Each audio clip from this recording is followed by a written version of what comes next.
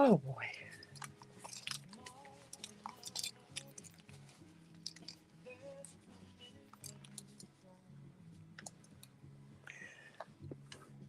Hey, hey, everybody. Welcome to Keep Hope Alive with Reverend Jesse Jackson. I am Santita Jackson. It's Sunday, October 27th, 2024.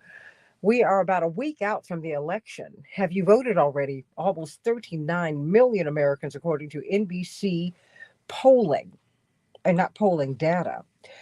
From Target Smart says that 38.9 million people as of yesterday had voted.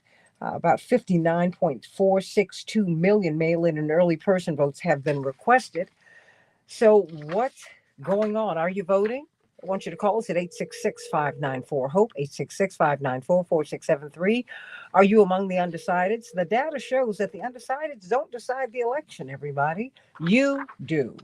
You who have been engaged, you who have decided to vote. So, how are you voting?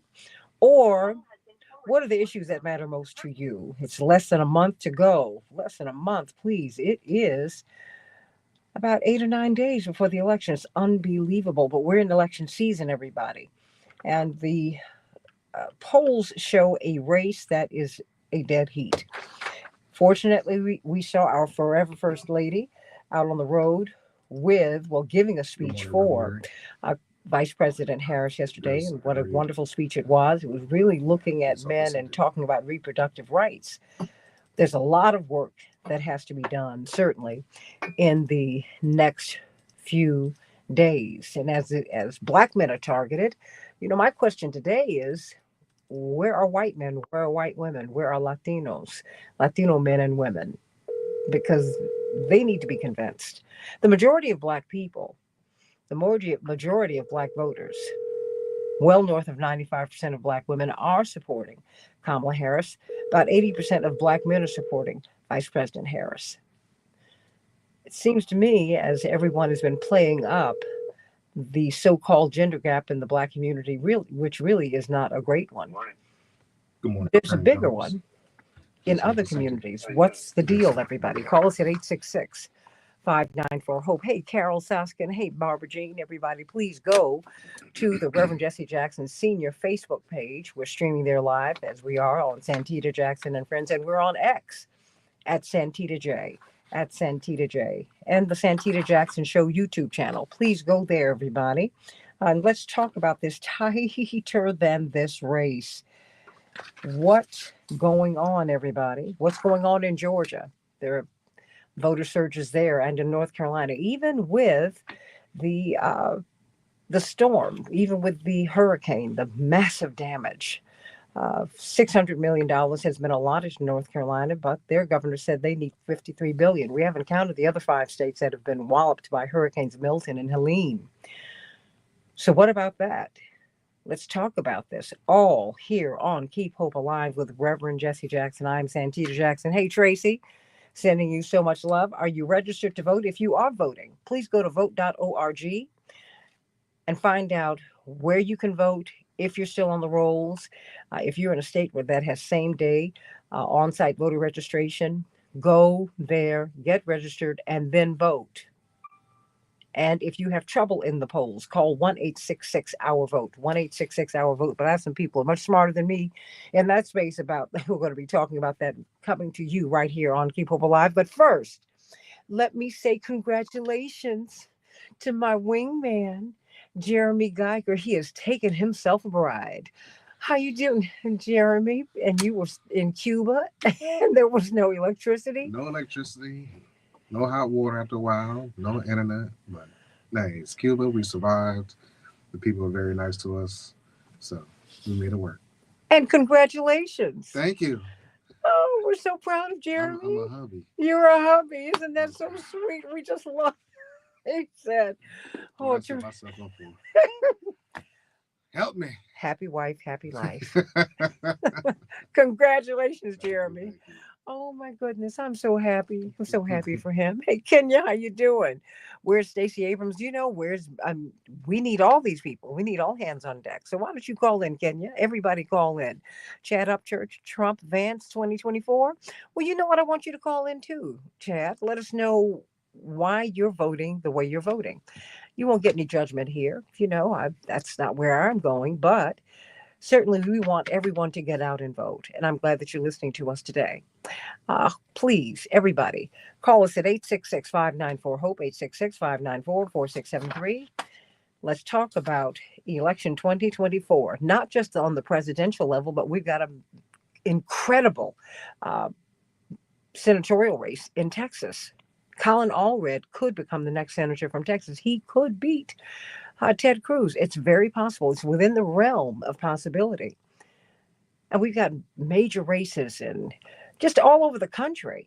There's a lot that's at stake, everybody. So even if you're still trying to figure out what to do on the presidential level, remember you've got both houses of Congress. You've got your state legislatures. You've got governors. You've got county officials. You've got local officials. It is a big deal. You need to vote. The people who impact our lives in the most direct way are our state and local officials. All of these people are on the ballot. So please get out there and vote. Keep Hope Alive with Reverend Jesse Jackson. I'm Santita Jackson. It's a joy to be with you today with the married man, Mr. Jeremy Geiger. Back with more of Keep Hope Alive in just a few minutes.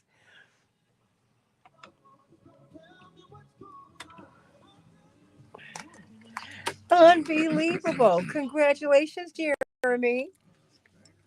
I hate these headphones. They mess up my hair.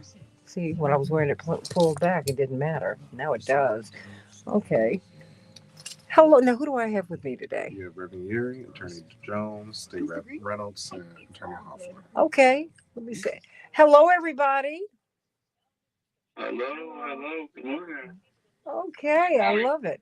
Everyone say congratulations to Jeremy. He went on and did the D. He got married. Oh. Congratulations. And then he went to Cuba for his honeymoon. So he had no electricity. And they're back and they're happy. Hallelujah. Well, Santita, he had no electricity and no power, but he had a lot of love. Oh, go girl. Very, very exciting honeymoon. Yeah. Love it. Well, we're very, very happy.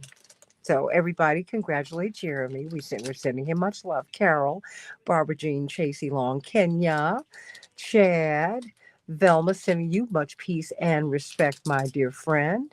And you say Cook County State's Attorney's race is very important. Yes, it is. But why don't you call in? Kenya, call in. Perez, how you doing? You're watching us from Uganda, sending you so much love.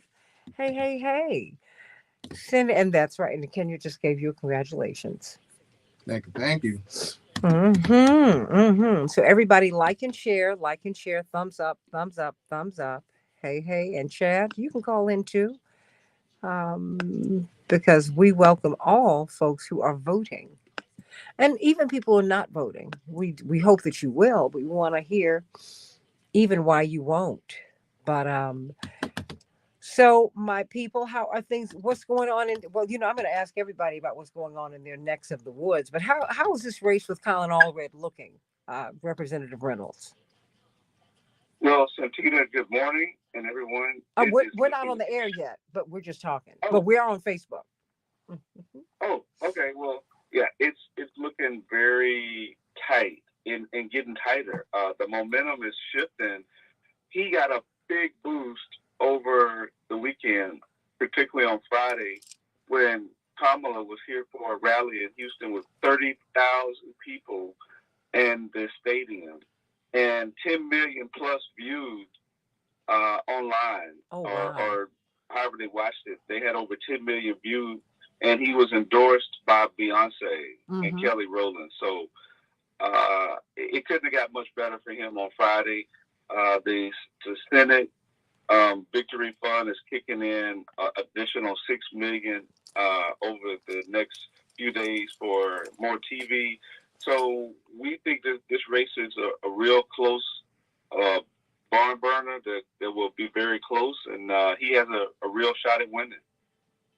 Oh boy, won't that be major? Whew. Okay, well, you know what I'm going to be asking about the races and what everybody's seeing. Oh, I need to give you Gabe's number. You need to call this young man right now, because he is awaiting our call. I forgot. Gabe.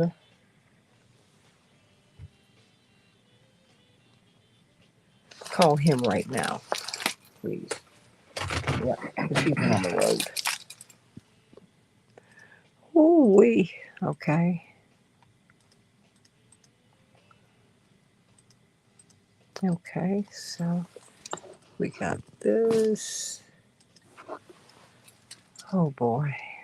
Okay. Thank you.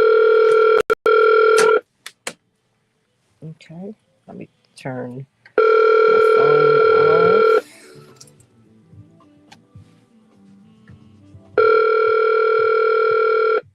Hmm. Oh, what is this today? You're listening to Keep Hope Alive with Reverend Jesse Jackson. 1-866-594 HOPE. That's 1-866-594-4673. Please leave your message for. Okay, baby, we'll keep trying him. Okay.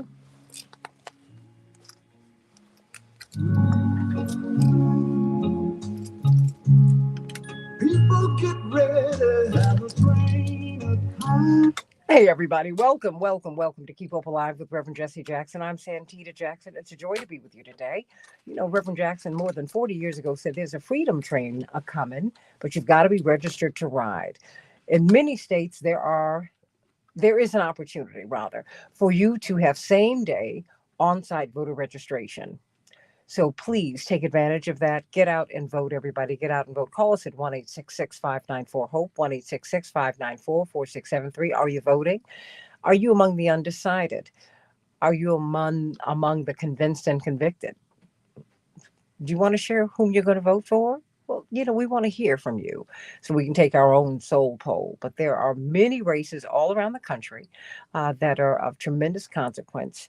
Everybody's running. And so we want to know what your thoughts are. So let's get right to it. We've got attorney C.K. Hoffler, legal analyst for Court TV, and of course, chair of Rainbow Push. We've got attorney, and of course, she's on WAOK radio every Tuesday at 11 a.m. Central Eastern Standard Time. At 12 noon Eastern Standard Time on WOL in Washington, D.C. You've got attorney Daryl Jones from the Transformative Justice Coalition. We've got, who else? Reverend Dr. Todd Yeary, Rainbow Push, senior pastor, catching him before he go preaches this morning at the Douglas Memorial Community Church in Baltimore, Maryland. But we're going to start with you, State Representative Ron Reynolds. You had a lot going on in Texas. You had Beyonce, Kelly Rowland, Willie Nelson, and you've got this hot Senate race. You've got, well, just tell us what is going on in Texas. I mean, from the presidential to just what's going on? What's going on in Texas? You was ready to sing it. What's going on? What's going Well, good on? morning, Santita, and your amazing guest this morning. I'm so excited to be on with such amazing people. Black Excellence is on this show. Yes. I was there Friday night, and let me tell you, everything is bigger in Texas. We had they estimated 30,000 people that were there Friday night to have Kamala rally in Texas. Now, this was so amazing because Texas is not considered a battleground or a swing state. We're not Michigan and Wisconsin.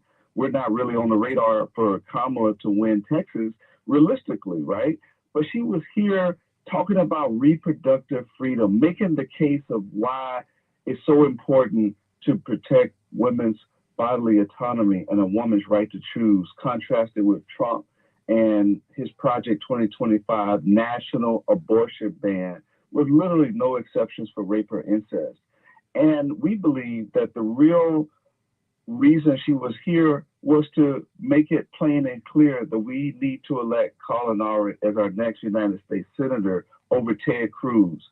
Now, it's no secret that the Democrats want to keep the majority in the Senate, and that without West Virginia and possibly losing Montana, the only way that they're going to maintain a Senate Democrat majority is likely through Texas. That is one of the strongest chances to keep the Senate blue. We want a blue presidency with Vice President and soon to be President Kamala Harris. We want our first African-American Speaker of the House in Hakeem Jeffries, but it will all be almost for naught if we don't have balance and power in the United States Senate. So that is why Texas is so important. And we had Beyonce, our own living legend from H-Town, and Kelly Rowland, Beyonce's mom, and like you said, Willie Nelson. They were all there Friday night, and I got a chance to witness it up close and personal. Beyonce she said it out of her mouth. I'm not here as a celebrity. I'm not here as a politician. I'm here as a mom. She stated the case of why she's supporting Kamala Harris and Colin Allred, and the crowd went crazy. We believe the momentum is there, and Texas is in play, particularly for the U.S. Senate race. It is within a margin of error. Ted Cruz is hated, even by Republicans. He fled and left our state to Cancun. Under ordinary circumstances, I'd be like, yeah, I want to go to Cancun too. But as a leader, he left us when we were freezing. We literally had tens of thousands of people dying from our winter storm Uri. So he's been on the wrong side of gun control legislation, women's right to choose, voting right, you name it. He's been MAGA extremist. So we are looking forward to November the 5th. Early vote is underway right now. Unfortunately, we don't have same-day registration. So if you're not already registered, then you can't vote in this election. But we still want people to get registered so they can vote in the future or if they're runoffs. So Santita, we are fired up. We are looking forward to these last 9 days. We can't let the momentum up. Every vote counts. It's going to be a nail biter. And I'm hoping for a miracle. Wouldn't it be nice to see Kamala Harris take Texas? We have a minority state, more African Americans in Texas than any other state. There's a large Latino population. And I want to say this final thing. You're right. Black men overwhelmingly, just like black women, are supporting Kamala. But we need to put the onus on other races as well. Today we have a 10,000 men walk and rally that I'm a part of with our good friend, Commissioner Rodney Ellis, and former Mayor, soon-to-be Congressman Sylvester Turner. So we're rallying men, but I'm a call to action to not just black men, because black men are going to show up and show out, but I want to challenge these Latino men and these Anglo men and these Asian men to come out and vote for Kamala Harris and Colin Allred and down ballot. So thank you for letting me share the enthusiasm and excitement that is demonstrated in Texas right now. And I'm going to encourage everyone across the country to get out and vote blue for people who are going to protect our voting rights and our democracy. Absolutely. Black men are standing with Kamala. We need other men and other women to stand with her as well. So I want you to call us at 866-594-HOPE, 866-594-4673. Attorney Daryl Jones, you are in Georgia. Why? Santita, we are in Georgia because Georgia is the birthplace of voter suppression. And we're down here because they're voting in Georgia. They're doing early voting in Georgia. We have our John Lewis Make Good Trouble bus that's going around Georgia. We were down in Brunswick, Georgia. We were there on Thursday and Friday for the motion for new trial for the three killers of Ahmaud Arbery that were trying to have their convictions set aside in a new trial order.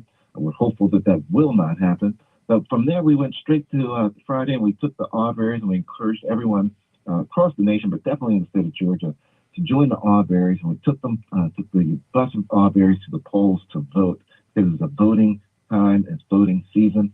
From Brunswick, Georgia, Santita, we then left and we went to Jacksonville, Florida, because in Jacksonville, Florida, there were issues with the voting machines that were, people thought they were voting for one candidate, Kamala Harris, and their votes were coming up for another candidate. So we had to certainly address those issues and have people to be very vigilant in watching the ballots that come out as to be certain that they're accurate with whom they intend to vote for, that the accurate that their ballot reflects their intention.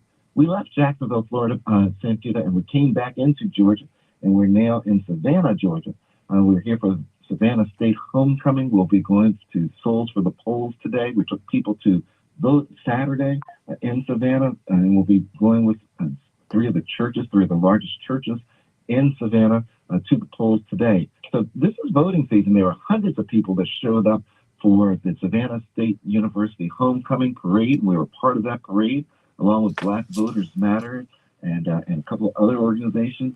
all encouraging people to come out and vote. And the number of people that are just excited about this race is just, just overwhelmingly positive.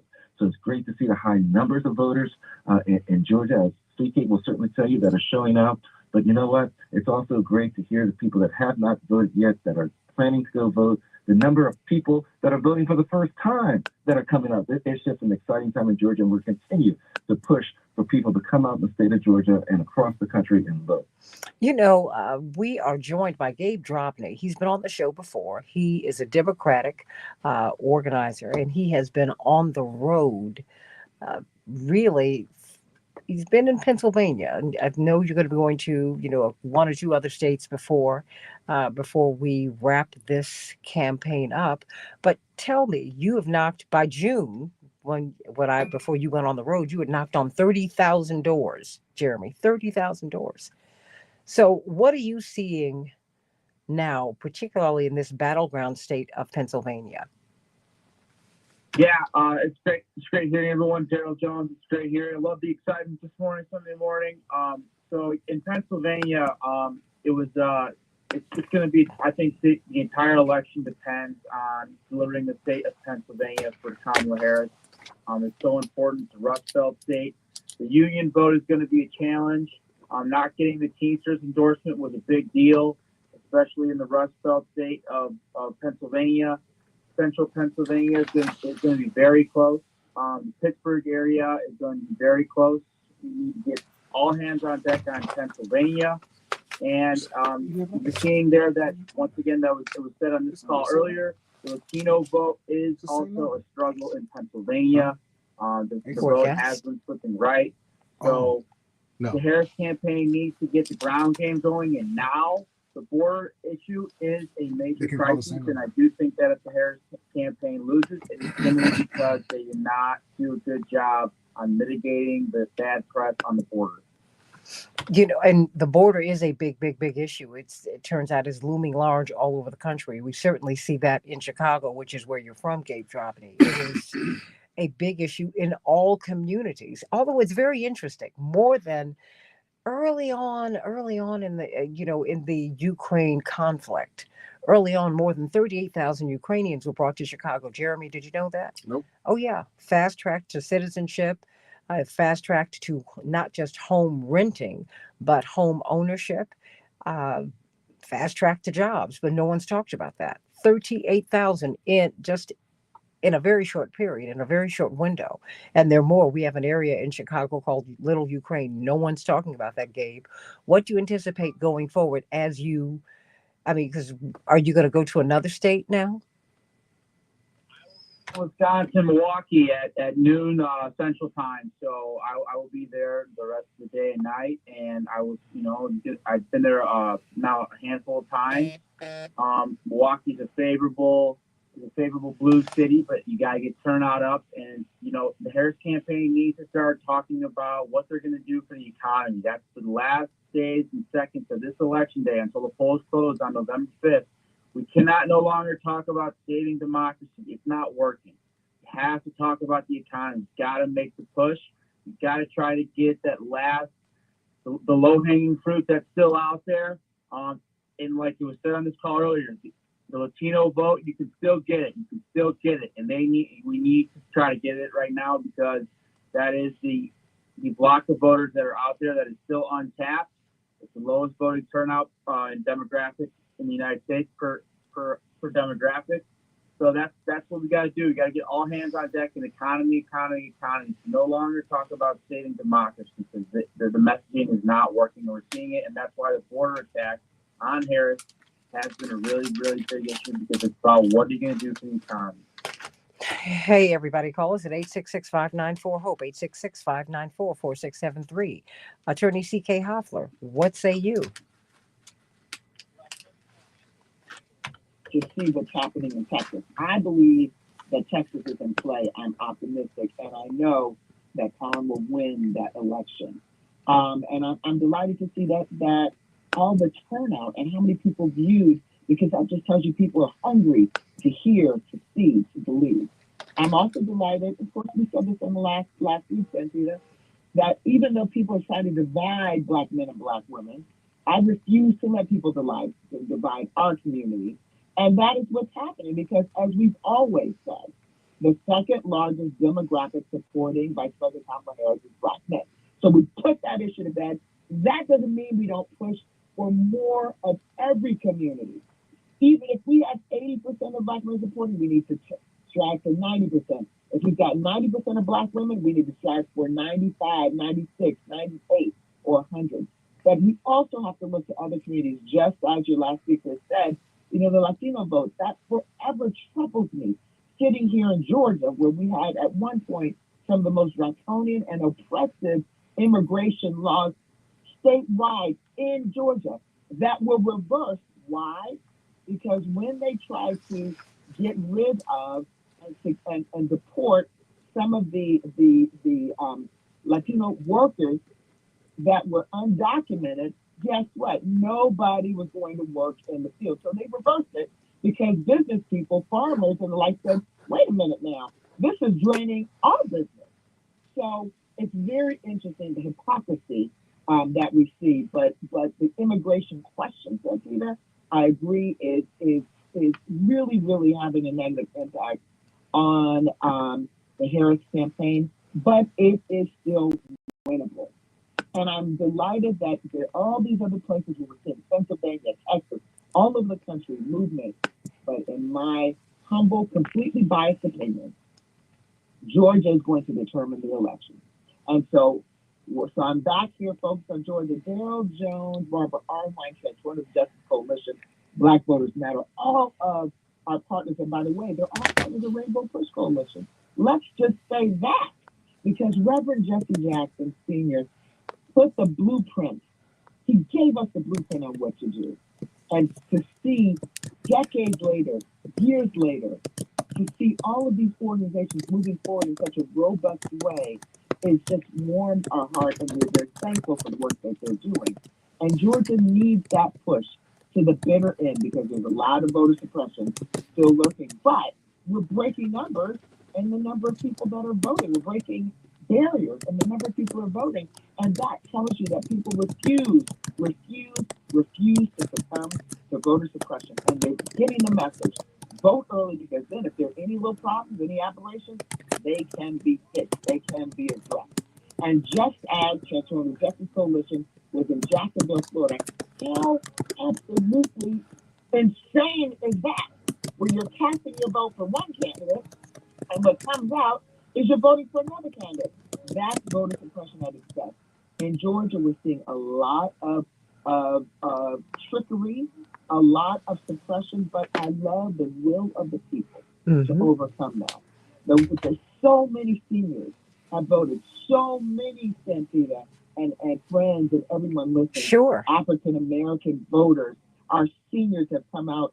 The young people are coming out. Sure.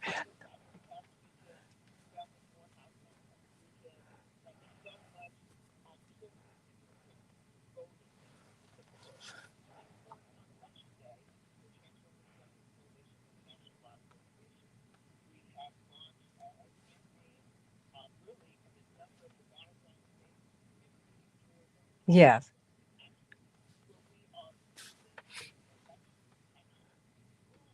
But you know what? We'll talk about more about that. I want to talk about more about that on the other side of the break. I also want to hear from you, uh, Reverend Dr. Yuri. We're also going to be joined by Congressman Jonathan Jackson as he tells us what he's been seeing. He's been all over the country also. So we want to hear from everybody. 866-594-HOPE. Back in just a minute. So people get ready. There's a train. Your opinion counts. Hey, Santita, I think you covered previously the victories in Georgia, where the Georgia Supreme Court basically shut down the Georgia Election Board's crazy decision. And I think that was a major victory in terms of protecting the right to vote. Sure, absolutely. I think you covered that previously. Yeah, we have. We don't need to go through it. We have. No, it's okay. You know, but what we want to do also now is really push GOTV, getting out people to vote. That's and so hearing what you're seeing in Georgia, hearing what Gabe has been seeing all around the country, and particularly where there are vulnerabilities. We want to shore those up. And thank you, Tracy, for hey, Eric, for chiming in, tuning in from LA. Thank you for that. And you've not just heard on this show that Good morning, Congressman black Jackson. men. You said good morning. It's been a while since I've been here. Did I just hear that black men are standing Good. How behind are you, sir? Harris? I heard for months on this show that Kamala had a black man problem. No, you did not hear that on this show. You said that there was a gap. And that's what's been reported everywhere. But we also emphasized that black men, in the overwhelming majority of them, have supported Kamala Harris. We've been trying to close the gap because that gap that has been existing for her nationally, it was found that it hurts Stacey Abrams in her gubernatorial race. So we have never, ever, ever stated that we don't participate in the beatdown on black men, which is what we're seeing. The majority of white men do not support Kamala Harris. The majority of Latino men do not support her. Why? So save that smoke for someone else. Congressman Jackson? How are you, Santita? Love you. Good morning. I love you. How are you? Excellent. Well, you know what? You're talking to Attorney Darrell Jones. They've spoken. Attorney C.K. Hoffler just spoke. And Texas State Representative Ron Reynolds, who you were with down in Texas, he was just speaking. And he tried to beat me for my shoes, Santita. I didn't tell you that. He tried to beat me for my shoes.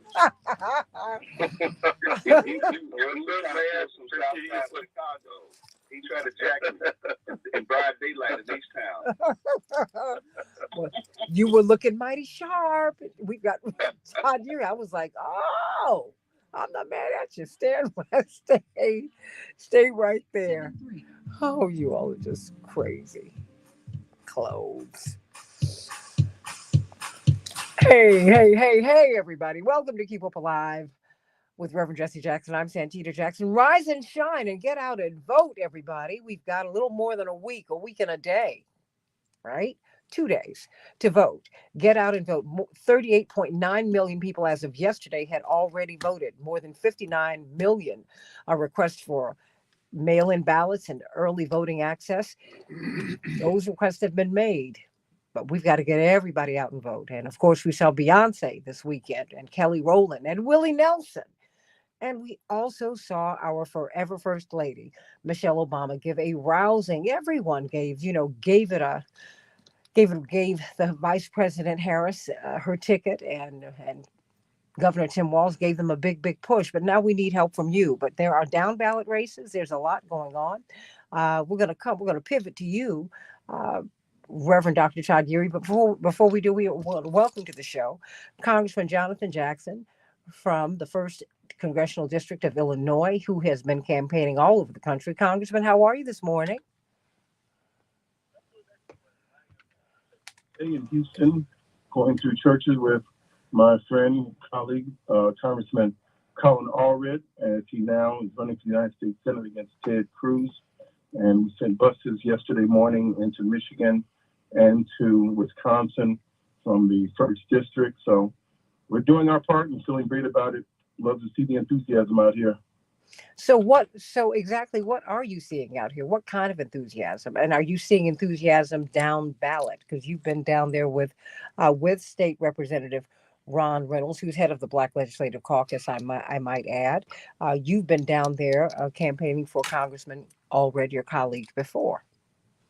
I'd like to say congratulations to Ron. Ron Reynolds has done a tremendous job down here and has really shown leadership. And I would also say is the hidden factor in some of the insurgents that's happening and the excitement around Colin Allred. Black men have done our part. The statistics are in. We're second most loyal group to the Democratic Party.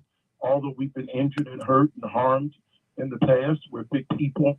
We felt 3 strikes. We felt a generation now that has served time. The parents have served time for misdemeanor now offenses, and yet we still have the political sagacity and tenacity and intelligence to know where our best interests are. So that's been a lot of speculation and news. We're down here supporting Colin to the United States Senate to take Ted Cruz out. Congresswoman Slotskin up in Michigan is doing a great job. There's a lot of disinformation and lies. Mr. Trump has never been checked adequately by the media or just outright lies the things that he said are so venomous and so hateful. And there are still more women that are coming forward saying they've been sexually assaulted by this man. So I'm hoping decency wins. I know a lot of good people on their way to church. I congratulate you. Let's continue to knock on doors. And this is our year. This is our time. So proud of Vice President Harris. She's doing a tremendous job, and she's going up against enormous obstacles. When the LA Times says they cannot make an endorsement, when their editors wanted to endorse her, when the Washington Post editor has resigned because he knows that this is unprecedented, that they were at the point of making an endorsement. So she is overcoming tremendous obstacles. And I don't think that it's fair that she's been painted as if there's a black male divide with her. I want her to stand by her words. She says she's earning every vote, not taking anything for granted, and other people's words should not be affiliated with her. She's doing her part, and I'm very proud of her. We're talking with Congressman Jonathan Jackson and this magnificent panel today about election 2024. Can you, Congressman, talk to us about the importance of down ballot races? Indeed, someone, Kenya from Chicago, said that our state's attorney race, for example, is very, very important. These prosecutors, progressive prosecutors, are taking hits. And we have, these lists of judges. Many of us don't even know who they are, but there's a lot that's at stake down ballot, down from the presidency. And let's talk on the federal level first, and then we get to the state and further down ballot. There are 470 national elections going on. Everyone in the Congress is up for re-election, 435 members. 33 members in the United States Senate are up for re-election. We are 4 votes away from Speaker Hakeem Jeffries becoming the Speaker of the House, dictating all the legislation that can get to the floor of the United States House of Representatives on judicial reform, on food programs for SNAP, on SBA, Small Business Administration, other great initiatives to counter what's happened in the overturn of affirmative action on June 29th of 2023. So we need those gavels. That's 4 votes out of the 435 to get us to 218. There's the vice president and president. So there are 470 federal races. But then we have to go down ballot and also think of the United States Senate. We are 1 vote margin. Vice President Harris, for 32 times, had to break the Senate, had to use her constitutional powers to break the Senate ties when it was 50-50. When Senator Joe Manchin was siding with the Republicans, she had to break those judges 32 times. And that's her sole responsibility as the Senate president to weigh in, and she's done a magnificent job of that. So we need to get Colin Harvard, we need to get Slotsky, and we need to get other senators in there so we can continue to have the majority in the Senate and the House to build on the Biden legacy of Build Back Better, Infrastructure Reduction Act, to pass those historic legislations. And then as it comes down to the senators and the governors, the Republicans are taking control of state houses. It's very important. If you want to see change, we also have to continue to have the literacy and continue to pass on the programs to show where everybody fits in. I've heard of innovative programs like getting students involved, future Democrats of America. Take your child with you. Voting has to be a family cultural tradition to see who your prosecutors are, to see who your judges are, to see who your mayors and your state reps and other things. So sometimes people say, well, I don't know who did what. We have to rebuild that infrastructure, and absolutely got to vote for these judges to be appropriate and to vote out some of these state senators and state reps that are giving over this draconian power to the governors that are creating these super majorities that are disenfranchising our people. Congressman Jonathan Jackson, 1st Congressional District of Illinois. We have Reverend Dr. Todd Yeary in Baltimore, Maryland. Reverend Dr. Yeary? Morning, Santita. Great morning. The down ballot piece has always been the concern. We get so enamored by the big shiny thing in the Oval Office that we often miss the fact that it is really closer to the ground where we tend to be most impacted. The big issue about the federal side is the protection of constitutional rights and the appointment of judges, and then the appropriation of federal funds, which there is an allocation that then goes to the states that then state legislatures and state executives decide what actually happens closer to home. And so when we start looking at these elections, we've got to make sure that we are helping our people, our constituencies, our congregations, to understand that when they get their ballot, there's going to be more on the ballot than just who's running for president. And so this is where the strategy of getting folks ready to actually vote is so critical in this window.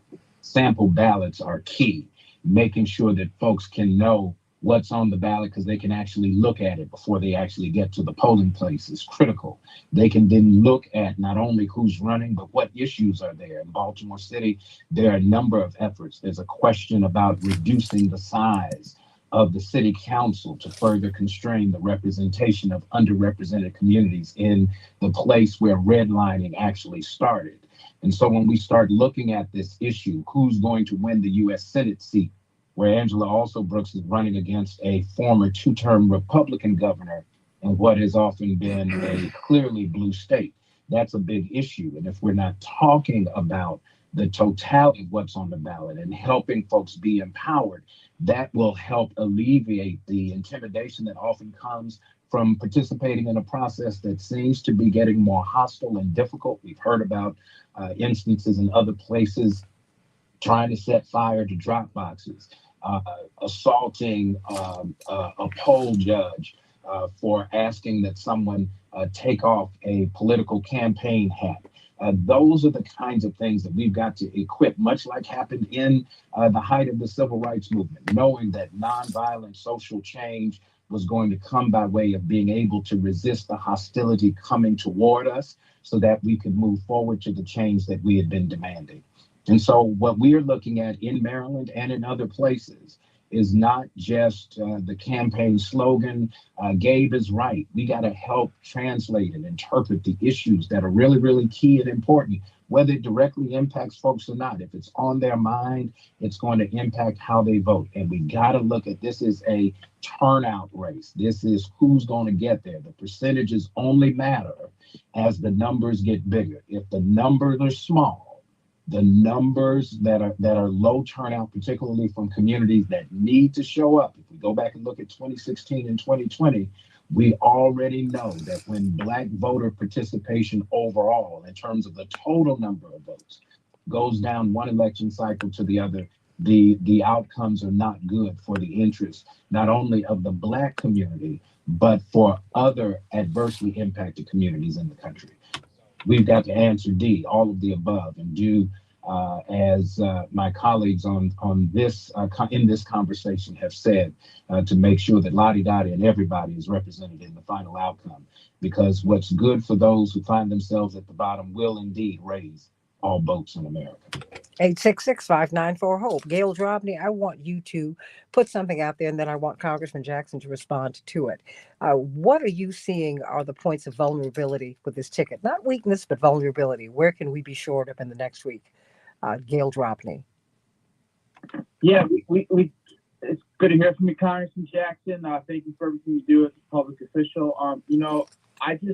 I'm just really worried about how we are going to talk about the cost of living and how we're gonna help put money into people's pockets and help working pockets, and then child tax care credit as well, right? I don't understand why our campaign is not, the Harris campaign is not talking about it more. I don't think saving democracy is going to be enough in the final moments here until election day. So we got to talk about the economy, have all hands on deck once again. And I think that's all we can talk about from this second on as a campaign pitch to try to get that final push to get the last vote and every vote that we can. I would love to hear what you think, Congressman. And that's my question. I received that. I'm sorry, it broke up just a little bit. Could you just restate that for me? I'm traveling and had a little background noise. The question? Yeah. I think that the Harris campaign needs to talk more about child tax care credit, as well as, what can we do for the economy and to lower grocery costs, gas costs, and what can the campaign do to really get the messaging out and continue on what Democrats have been doing for the past 3.5 years? I really don't know that they can do anything different at this point.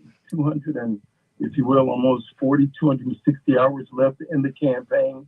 And in fairness to her, this has been a 14-week sprint from the time that unexpectedly President Joe Biden announced he would not seek re-election and then quickly had endorsed her. We've just never seen anything this unprecedented with a person that's so unfit on the other side that makes these outrageous lies, and the press runs with it. We've been on the defense, talking about Haitians, and they let the guy continue. Children's schools are being threatened to be bombed in Springfield, Ohio. He just comes out every week with another set of lies, and the media feeds it. And the newspapers that wanted to endorse her have done something unprecedented and withheld their endorsement. So she stands for reducing the cost of food and goods. That's an oligopoly in the structure of the industry. Too many laws have been passed to create the consolidation. So there's some bigger issues in trying to translate that into everyday speak at this time. He just says, I'm going to reduce prices. Yeah, everybody's for that. We're for that too. But if you raise the wages, which has happened across the country, and there's price increases, and there's been supply chain disruptions, now inflation is under control and coming down. Nobody can put their thumb on the Federal Reserve and make the interest rates come down, where home purchasing have come up. She's articulated a plan for 3 million new units of structures for homes to be built. So I think you got to stick with it, and we've got to do our part, continue to do our part, just to put the messaging out there. And we're going through an incredible period of not disinformation, but lying that we're trying to confront to get the truth out. Well, what's it? And what is the difference, Congressman, before we go to break? Disinformation and lying. What do you mean this is an incredible period? This is unique, you believe? Well, disinformation is something that I can say would be, we have alternate facts. We don't agree on it. Like, for example, if you say we've had the greatest recovery and job creation, well, we also had the greatest massive layoff because we went through the COVID crisis where everything was shut down. So you can look at that as layoffs. Then you can say COVID has been lifted, and you put those people back on the road. Now you show extraordinary amount of employment. I know the numbers. I'm very comfortable with it. So you can be stretching the numbers and the facts on that. But then there's just lying where it's just indisputable on what was the basis. And that's what's happening. The children, the families and the children in Ohio are not eating cats and dogs. But nobody wants to see the word lie. So they're using these massaged and, if you will, more clinical terms to get away from what is lying. And what used to be called racist is now being called my freedom of speech. And so that's the difference, I would say, between the misinformation. Some things to be called what they are. That wasn't your bias. That was racism. That wasn't misinformation. That was lying. But let's talk about this, everybody. And before we go to break, Daryl Jones, what do you need for us to know about how to vote? It's November 5th is, oh, absolutely. I mean, November 5th is the last day to vote. But we have mail-in voters. We have people who want to vote early. We have people who get to the polls and they find out they're not there and all of that. A couple of minutes before we go to break, what should we do? And thank you so much, Congressman Jackson. It's always great to hear from you and know that you're out there protecting democracy. One of the first things, Santita, that folks need to do is they need to go to vote.org. You need to go to vote.org initially, because you need to be certain that you're still on the rolls to vote, that you haven't been purged. You need to go to vote.org because it will also let you know where your polling place is, where you are going to vote. Has your voting place been moved? In essence, you need to make your plan for how you're going to vote. Are you going to vote in person on November the 5th? Are you going to vote by absentee ballot? How are you going to vote? Are you going to access a drop box? Make the plan for how you're going to effectuate your vote, and then start putting your plan in place. Find out where the drop box is that you want to go to. If you're going to do election day voting, be certain that you bring with you, if you're in a state that requires identification, that you have identification. I suggest you bring identification with you regardless, as well as a piece of utility mail or mail indicating that you live in the residence that you say you live in that aligns with your voter registration. I say that because if you're in the state of Georgia or someplace and your vote is challenged, you have the documentation right there with you to show where you live. So you want to be certain that you have all of those issues that are in place. If you get to a voting polling place and you find that you've run into trouble, you do not want to cast a provisional ballot. That's your last thing you want to do is to cast a provisional ballot, because your provisional ballot is just that. Provided that something else happens, the vote will be counted. You may have to follow up and do something in order for that provisional ballot to count. So what you want to do is you want to cast a regular ballot like everybody else that's voting on election day. That's the most important thing.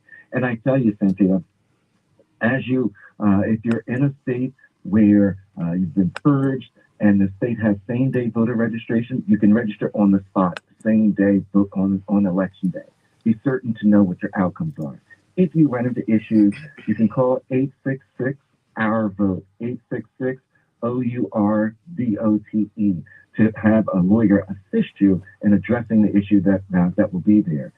As CK lifted up a little earlier, you may be in a state, one of the 8 states where the National Bar Association and the Transformative Justice Coalition will be on the ground at polling places, assisting people with problems. You'll see the black and gold shirts on that will say, can we help you? National Bar Association, Transformative Justice Coalition. They're there for election protection and to answer any questions. Be certain to get your vote on, everyone. Be certain to know that if there are problems, there are people that are out there that can assist you with the resolution of those problems. But most importantly, go to vote.org to start it all out, to be certain that you know where you're going and that you're on the road, Cynthia. Closing thoughts for the first hour of Keep Hope Alive with Reverend Jesse Jackson in just a few minutes. Please, if you have any challenges in the Chicago area, all around the country, not only call 866-OUR-VOTE, but also call 773-FREEDOM, the Rainbow Push office. We want to help you and help us help you. Please join the movement, rainbowpush.org. But right now, let's get out and vote. Back with more of Keep Hope Alive in just a few minutes.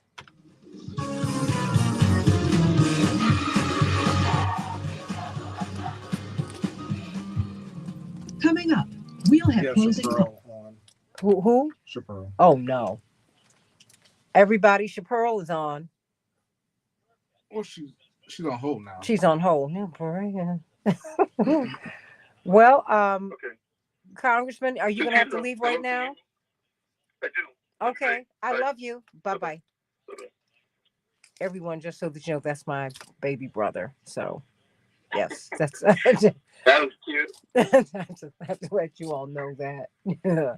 They're like, oh, he's married. I'm like, yeah, I'm his sister. I'm a Jack's son. How about that part? Yeah, my baby brother. Bless his heart. I'm so proud of him. I don't know what to do.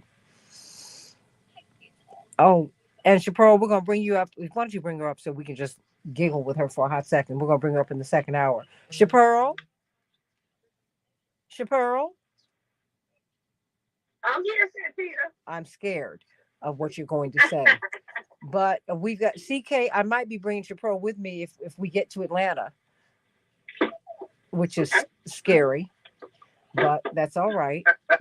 I don't know what she's going to say. I'm going to have to bind her thumbs so she does not get in Facebook jail or get into some Twitter war with somebody. So, she is good for that. CK, I got to call you about something that happened. Oh my gosh. Okay. Remember that issue that I was having this week? No, just about, I'm going to tell you, it's going to. We can talk after, when you finish the show. I'm going to call you. Yes. Okay. Yes. But it was Chaparral, say hello to Representative Reynolds. And of course you can't put any meat in your greens when Daryl is here, but you make something, put that on the side for him. For the rest of us, put turkey or some ham hocks in it. Thank you very much. But of course we've got, and Reverend Dr. Yeri, don't go begging her for food right now, please. Hush. It's Chaparral. Hey, everyone. It's a joy talking to you. I don't know what she's going to say, but we're going to save her for the... Why don't you talk? We have about 2 minutes before we come up, Chaparral. You want to say anything before we come up? I was actually calling to echo Gabe because it is imperative that she gets this ground game off. You know what we're hearing across the state is that she is not putting money in the street. You know, she's spending millions and millions of dollars when it comes to ad campaigns and celebrities, but she doesn't have a ground game. So if she intends on winning, she needs to put the money in the street. It's just as simple as that. Okay.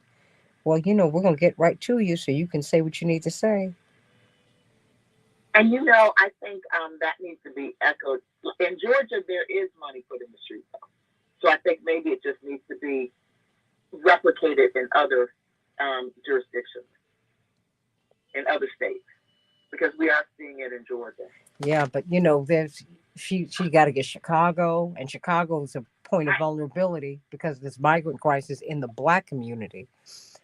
And you know, different issues play differently. I mean, I hear you. You're right, CK. But you know what we're seeing some issues here, and then you're seeing them in Milwaukee. You're seeing them in Detroit.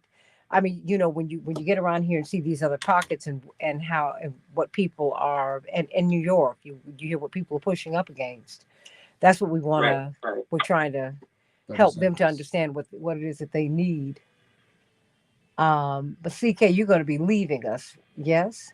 I will. I'm going to have to leave in 4 minutes. I got a 9 o'clock. No, it's okay. But no, what I want you to do is give me a good 30 seconds. And is anyone else having to leave? Okay. So, I gotta go. Oh, okay. 30 seconds for you. 30 seconds for you. For each of you. 5, and when you hear my 4, voice, I have to go. 3, 2, live. Attorney C.K. Hoffler, 30 seconds. Closing thought. We must take nothing for granted. Do not think, no matter what we see, we can't really trust, I believe, anyway, all of this polling and what it's saying, but we must take nothing for granted, and we must vote. Our vote counts. Every single vote counts. And we must stand up and fight and fight and fight and refuse to be denied. Amen. She does.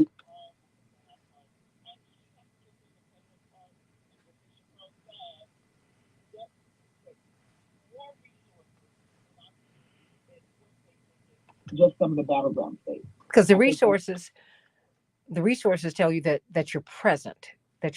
Reverend Dr. Uri, I know you got to preach, but if you would stay just to the top of the hour, I want to give your closing remarks at the top of the hour when we get back. Stay right here, 866-594 Hope. Chaparral, we're going to hear from you and everybody else here on Keep Hope Alive with Reverend Jesse Jackson.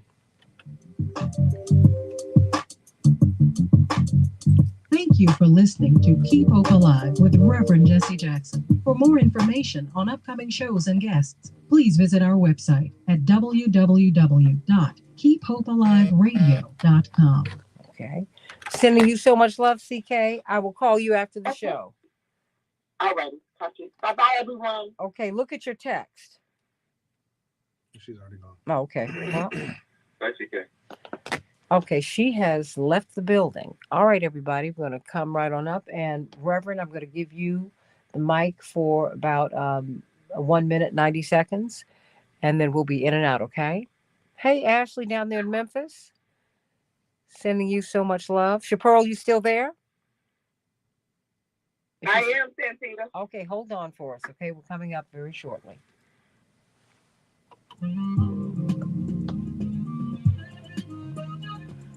That's right. CK Hoffler on Court TV. Everybody keep on looking because she does magnificent work there. Okay. Stand by. Not yet. Hey, everybody. Oh. Cha-cha. Well, good morning and welcome to Keep Hope Alive with Reverend Jesse Jackson. Senator Hughes' number? The views and opinions of this program are not necessarily the views of this station, but strictly of our host and his guest. To speak with Reverend Jackson and he's live, call after 15. Because that's when he'll be ready, because I think he has his own show. 594-4673. And now, the Reverend Jesse Jackson.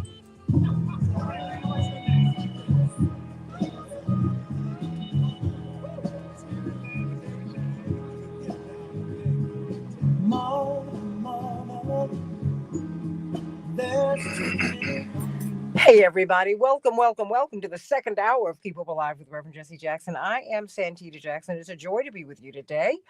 And let's talk about the vote. Let's talk about the vote. Nearly 39 million Americans, 38.9 million Americans as of yesterday had voted already. This is voting season, everybody. The last day to vote in person is November 5th, but you can vote all the way up until that date. And if you have not, if you've been pulled off the voting rolls for some reason, please go to vote.org to find out whether you're still there or not. But if you're in the same day voter registration state, same day on site, please go on and get registered to vote. But even if you're not, get registered to vote, because doubtless there will be runoffs somewhere, because the presidential race is tighter than this. And it's kind of indicative of where Americans are. We're not at odds as much as we are. I mean, I think that, interestingly enough, Texas State Representative Ron Reynolds and Gail Drobny, a brilliant political organizer, and of course, Attorney Darrell Jones, Transformative Justice Coalition. I just get the sense that, with a race this close, interestingly enough, we're really different sides of the same coin. It all spins. We all need opportunity. We all need enough money to make it, and we need prosperity wages. There's so many things. We have so much in common, but we can't fight each other. We can't talk at each other. We need to talk with each other. We need to work together. So please, 866-OUR-VOTE, 866-594-HOPE, 866-594-HOPE. And if you are having any kind of challenges in the polls, do not leave. Call 1-866-OUR-VOTE. In the meantime, I know, Reverend Dr. Yuri, you have got to go feed the flock, tend the sheep at Douglas Memorial Community Church. He's a preaching machine, everybody. And of course, you have to leave us, but we want to hear from you. Give us a closing word before you go today. It comes down to this. There are two things I want to leave with you, Santita. We win by 1 point if we have to, not because we choose to. The more who participate, the greater certainty we have in the margin of victory for our issues and our concerns.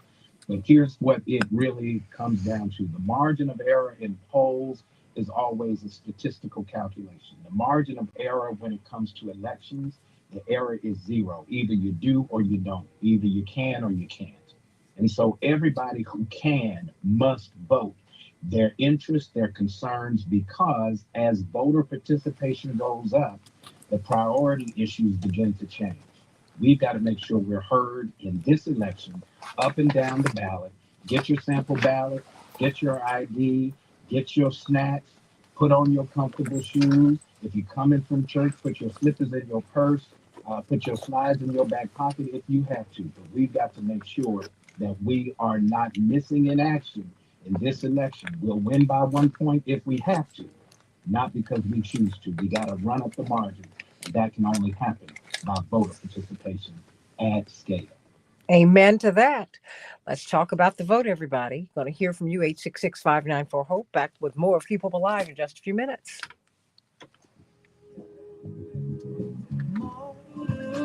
Your opinion counts. 1-866-594-HOPE.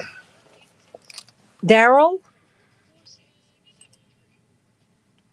Hey, Yeah, I want you to look into this. Ashley King, I want you to speak to this when we get on the other side of the break. He said that the Tennessee Attorney General is preventing voting rights restoration until they have firearms restoration. They've had, he said, help. So they're having lots of challenges down in Tennessee. And maybe you can speak to the challenges that they're having broadly in Tennessee. Sure, no problem. Okay. All right.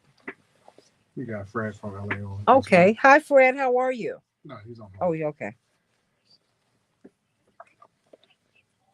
Thanks, Santita. Have a good day. Oh, thank you. And thank you for being with us today here. Always. Okay. Thank you. Be good. Okay. Do I still have Darrell and Texas State Representative Ron Reynolds? And Gabe? Yeah. Representative Reynolds, are you gonna be seeing my brother today at all? Probably so. I'm making church rounds. I know I'm gonna see Commissioner Ellis at Willard. Good morning, it's Joe. How you doing? Good so I probably will be bumping into him. Okay, yeah. Okay, you have his number. Yes. Yes, and I want to say that I agreed with your sister about the street money. It's lacking. I'm glad it's in Georgia, but it's not in Houston. It's not in Texas. It's been a big disappointment. Well, everybody's looking at Georgia. I mean, people got to remember that Georgia has really, really good infrastructure. We saw that with Warnock in the Senate race runoff, and then they got Stacey Abrams, so they do have that. They have the best infrastructure of the Democratic Party in the country.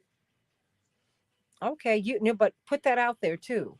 But you know what? What we have, like in Chicago, you have a lot of you have a lot of organizations. You have well-known people who are well-known in the community, and they need to be seeding these people and their organizations, and or these people, folks who can deploy street teams, and they're not doing that.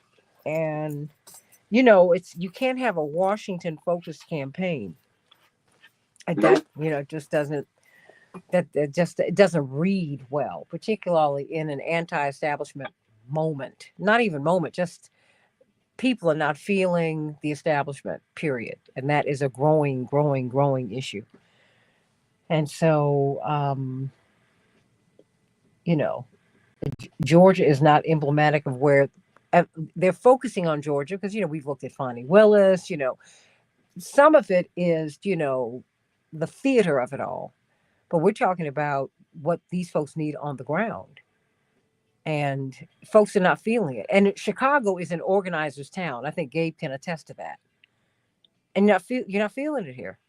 And Santita, there's no excuse because this is the most resources I've ever seen. I mean, there's record amount of resources. So it's not for lack of resources. It's for the deployment of those resources in those areas.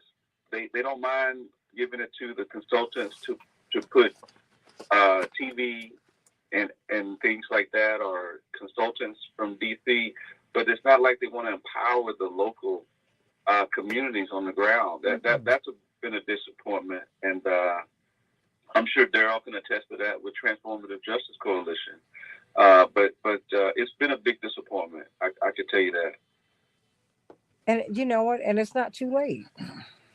No, it's not too late. I mean, honey, because let me tell you something. You can tell when folks start giving you a hit because they start speaking out against you. You got to give people attention. 15 seconds. That's real, particularly in our community. Oh my goodness. Look at what I just saw. DJ Clark Kent. 1-866-594-4673. Hey, everybody. Hey. Welcome back to Keep Hope Alive with Reverend Jesse Jackson. 866-594-HOPE, 866-594-4673. We've got Texas State Representative Ron Reynolds with us. We're so excited that he's here. We have got the Transformative Justice Coalition Chair, Daryl Jones. And let me see who else we have here. We have Gabe Drop, a brilliant young political organizer. As of June, he had knocked on 30,000 doors. I think he has left that figure in the dust with all of the campaigning that he has done. So we've got a lot of talking to do right now. But you know what? We've had Chaparral on hold for a minute. Chaparral, what's on your mind? Thank you, Santita, for taking my call. And I wanted to say that right now, what we're seeing is that what we've been talking about, that there is no money on the street. And regardless of what we want, she can't win if the people are not at the polls. We know that the stats are showing that if you flood the money where it is needed, then she could actually win. We can actually get the people out to the polls to vote. I think she needs to do an extensive this week. Forget all the celebrity campaigns. Okay, we did that. Now it's time to actually get on the street, go have to put some money out there. Because the reality is, in the Black and Brown community, she spent, $14 million out of $1 billion? That's an insult to our community. She has done some Black media, but she's done that Black media with the most popular people. And who's to say that these people are actually reaching the voters that she needs? And regardless, the numbers have not moved. They have not moved in over a month. We have been at a high rate. And so she needs to have a different strategy these last couple of days. And the way that I see it is that she needs to get out the bus, get on the bus campaign, take the people to the polls, and make them vote that way. She needs to actually flood the streets with money for the local organizations that need money to keep the vote alive. And she also needs to do one thing I will say that Trump did that was extremely smart is that he went to the barbershop. Maybe she can go to the beauty shop. Maybe she can go and do the black preacher circuit. She can do a lot of things. But what I'm seeing is that she's so commercialized and that she's actually missing that personal touch that she needs to connect with voters. She's doing a lot of public speaking, but her self-speech is not moving people. It's not connecting. So she needs to get real with herself and get in the street and actually do I think the beauty shop circuit was something that she could connect on a one-on-one level, because she's really good. If you see her in a non-commercialized setting, I feel that she connects with people. And you've heard the stories on how she connects with people on a personal level. She needs to use that to her advantage. She needs to stop listening to these white pundits telling her to flood this area and flood that. Well, Georgia is good. Yes, we want Georgia, but Georgia is a red state. We need to hit the blue states and the purple states and shore up those areas and shore up those votes. And that's where she's missing, Santina. And she really needs to put the money in the street. I don't even want to see any more celebrities this week. And I know that she's going to do something big this Tuesday or something like that. I don't want to see that. I don't want to hear the same speeches. I think what she can do is loop Michelle's speech over and over again, but she needs to get on the ground herself and get out of the corporatocracy of this election. Well, I mean, what say you, Gabe? You're on the ground. Does that make sense to you? I couldn't have said it better myself. That's been my biggest frustration. In order to galvanize the grassroots base, you got to show and demonstrate that we appreciate you. We appreciate your local organizations, because that is the backbone, the beauty of coalitions and the Democratic Party, specifically. You always have to acknowledge and see your base in these local organizations, your local pastor leaders, your local religious leaders, your local nonprofits, your local elders, the youth, right? And then developing that infrastructure so that it's there for the future, so that for the next, for the midterm, and then you're building, and so on and so forth. So I agree with that. It's still possible with these last couple moments until November 5th. And they are going to have to really look and try to get at all the galvanization and all hands on deck. And I do agree. I once again firmly think that Pennsylvania is going to decide the election. I really do believe that. I spent the most time there during this campaign, and Pennsylvania does have issues. We have trailed in Pennsylvania since the start of the election, even when Biden was still on the ticket, and then when Vice President Harris took over, and we are down in Pennsylvania right now. So I really do urge folks to really, really focus in on Pennsylvania, or at least give it a look.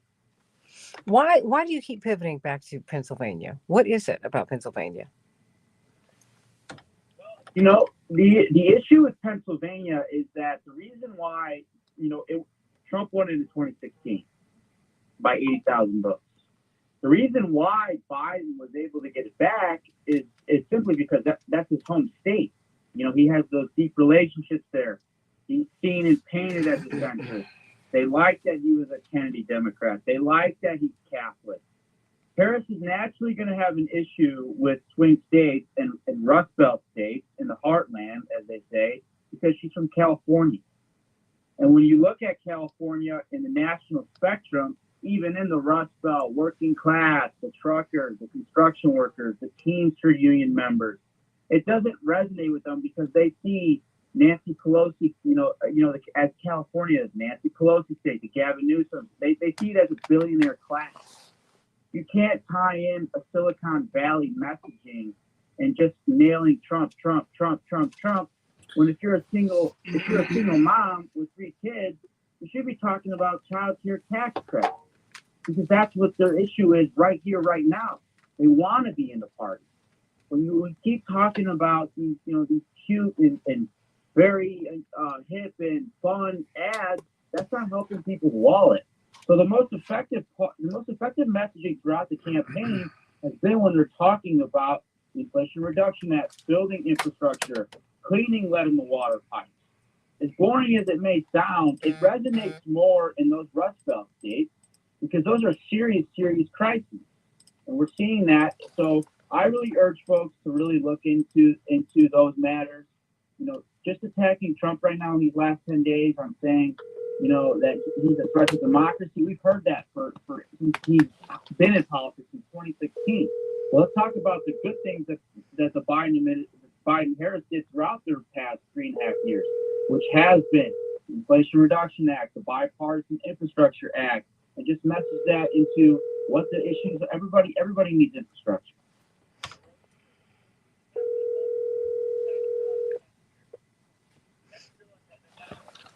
As well. So when you're in the Rust Belt state, you have to talk about child tax care credit, Inflation Reduction Act, and how that affects you. Good, sir. How are you? You can't just talk about saving democracy I'm about to lock you in and blitzing and flooding the digital ads, because most Americans have so much information on digital, on TV, on newspapers. You have to go face to face and galvanize and activate the local leaders, and that's my stance on it. Well, there's a whole lot, and we're going to welcome, speaking of Pennsylvania, someone, Reverend has worked with this gentleman since they were both wee bit of pups. He was a baby in his 20s. Reverend had just made 40, and he was running for president. He said, well, me too. I'm going to run too. And it worked. And now he's about the most powerful man in the Pennsylvania state legislature, in charge of the money. Indeed, this is Pennsylvania State Senator Vincent Hughes, no stranger to the show. And indeed, he's a member of the family. He's a member of the Jackson family. My mother gives him the last name Jackson. Of course, he's married to my favorite dream girl. I love you. I love you. I love you. Who just continues to go from strength to strength. I'm sending you so much love today. Senator Hughes, my big brother, talk to us. We have Gabe Drobny on with us, who is a young 24, 25-year-old activist who's been a Democratic activist who's been out here. By June, he had knocked on 30,000 doors. We, of course, have the chair of the Transformative Justice Coalition, Attorney Daryl Jones, with us. He's down in Georgia. And we have one of your colleagues, Texas State Representative, the head of the Black Caucus in the state legislature, Ron Reynolds. They are campaigning real hard, not only for Vice President Harris, but for Colin Allred. And Gabe keeps saying, look, everything's going to turn on Pennsylvania because that's really representative. You've got progressive, you've got conservative, you got working class, you've got middle class, you've got wealthy people, you got everything in Pennsylvania from east to west, north to south. What are you seeing? Thank you. And thanks for everybody for being on this morning. That's a great group of folks you got on at one time, and it's all a tribute to you and a tribute to Reverend Jackson. He was in Pennsylvania last week. It's amazing, the stamina and the work that he's doing, and he got an opportunity to see the fruit from the seeds that he planted some 40 years ago. So I was very pleased with that. But it all roads to the White House, stop through every state. But the last stop before 1600, Black Lives Matter way, I said it, is Pennsylvania. And we're sitting, it just so happens, as we're speaking right now, the Vice President has landed in Philadelphia. She's either at or headed towards Christian Compassion Church. Reverend Lonnie Herndon. There. It's a very exciting, very dynamic ministry. A lot of great things happening over there. Christian Compassion. She's going to be worshiping there, and then she's going to be making rounds throughout Philadelphia today, and just talking and making sure it's getting connected, and making sure as we deliver this closing argument of stark differences between both her candidacy and Donald Trump's, if you want to call it a candidacy, that you can do that, but it's just very dark and mysterious and ugly thing that he's put together. And there's some very stark differences. Trump's plan agenda for Black America is a return to stop and frisk, an obliteration of the U.S. Constitution. I just had the local district attorney on here in Philadelphia, Larry Krasner, to talk about what that means. That means the obliterating of the protections from illegal search and seizure. So that means that folks can come into the barbershop and roust up everybody, take them down to the local jail. They can come into the church and roust up everybody, take them down to the local jail. Those provisions, those protections will be obliterated if he has his way by suspending the Constitution. The Project 2025 stuff, we just had the head of one of the building trades union in Philadelphia, Ryan Boyer, a good brother here, talked about all of the provisions in Project 2025 that would eliminate protections for workers, eliminate the 40-hour work week, eliminate the National Labor Relations Board, just eliminate everything there. And so there's some very stark differences between what she is offering, a clear and present opportunity to move forward, and what Donald Trump is offering, which is a clear and present danger to go backwards. We're not going back. We're going forward. In terms of knocking on doors, you mentioned the young man who knocked on 30,000 doors. 2 weekends ago, just in the city of Philadelphia, over 250,000 doors were knocked. Last weekend, well over 400,000 doors were knocked just in the city of Philadelphia. We're anticipating by the time we finish the work here this weekend, we'll have probably close to 600 or 700,000 doors knocked just this past weekend. So the people are starting to pay attention. We're starting to cut through the noise that exists in social media. We're starting to get trusted messengers to increase the volume with respect to delivering trusted message. I think things are going to go well, but we got to run not to the tape. We got to run well through the finish line, Santita, to get this thing done, because everything that we've all fought for, everybody on this call, everybody in this conversation has fought for decades, is on the line and can be eliminated. And the brazenness about them is that it's all down on paper. It's just right there for the world to see. It's on us now. It is on us. So the closing message should be what? We've got a week and 2 days? So it's what, 8 days, 9 days to count election day? Yeah. Closing, I think, she has crafted the closing message. It's kind of like what we think is very stark differences. And it is a clear, I keep saying it, I said this before, clear and present danger on one side, clear and present opportunity on the other side. And we've got to make the choice. The historical engagement and participation in voting needs to be honored. And the only way it gets honored is if we continue to vote and call someone else up and make sure that they're voting. Don't fall for the okie doke, the smoke screen that these other folks are offering. They have been very clear about what their intentions are. Believe them. Believe them. They've only shown it in the past. Believe them. Believe them. This is real, folks. It affects every aspect of your life. Everything that we fought for. Everything that Reverend Jackson has fought for. Everything in terms of moving forward is on the line. And we cannot be in the business of going backwards. We just can't do that. It's not going to work. Not going to work. Well, we've got your colleague, Texas State Representative Ron Reynolds, on with us this morning. He's going to be out campaigning for Colin Allred. Texas State Representative Ron Reynolds, this is your colleague, State Senator Vincent Hughes. Is there anything you'd like to ask him? How ill is the enthusiasm with black men? We keep hearing black men. What do you see on the ground with the brothers there in their support of or lack of support for Kamala Harris? I Representative, I think that is more talk, more hype than substance there. Okay, I think, and then there's been a much more greater intentionality to have direct conversations with Black men, listening to Black men's issues, listening to Black men's concerns, listening to what is going on in our mind, all right, and then respond to that and doing it in ways and in formats and environments that historically may have either been a part of a tradition in the barbershop that has kind of passed us by, unfortunately.